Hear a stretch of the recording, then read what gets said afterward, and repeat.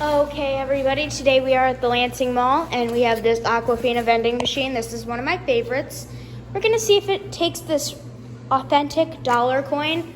So let's insert the coin. And it does take it. That is so impressive.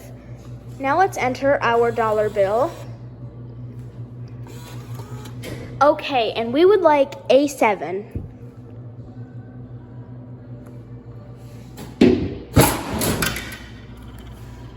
And then here's my quarter, and then it's in this one.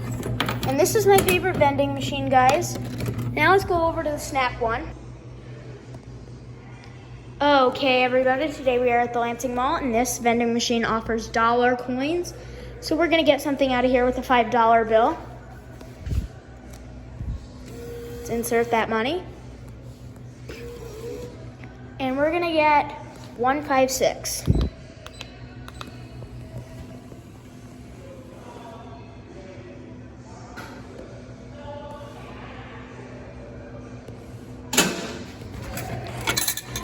Give back quarters. Oh no, I gave back dollar coins. And that was a really cool fail, guys. As you see, it got stuck.